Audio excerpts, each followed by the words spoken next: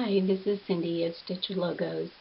I've taken the time to prepare this presentation to help some of you who haven't decided to purchase a machine, to possibly help you to realize how, with just a little bit of practice, you can begin making some money with your machine. So I do appreciate your comments. Please jot down my email address and provide me any suggestions or comments that you might have. Again, I'm no expert. I just started it as a hobby, and now I'm making money, and I have fun with it. So I wish I was better, but this is what I do.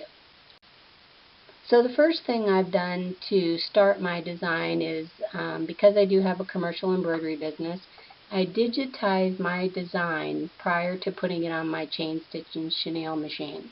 So set it up using a font in your software. I use a Wilcom font, and I back off on the stitches. Instead of using a fill stitch, I simply use a zigzag, and that becomes my guideline once I take it over to my machine. So here's an example of what it might look like. I just follow the outside lines. The zigzag helps to fill in a bit when you're putting a light thread on a dark patch. First thing I do is I set my machine for a nice chain stitch, and I run a single row chain on the outermost stitch line. Then I come back around with just another chain stitch just on the inside, and I'll explain why in a few minutes. So next, change to the loop or the chenille stitch and begin your fill-in.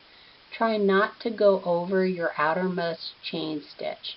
The reason why I make that suggestion is the loops are very inconsistent, and the loops may have a tendency to lay down or show over your outside chain. And what you're trying to achieve here is a really nice outside bordered chain. So that's why I do the two chain stitches side by side, and when I'm doing my loop, I go over the first one, but I try really hard not to go over the second one.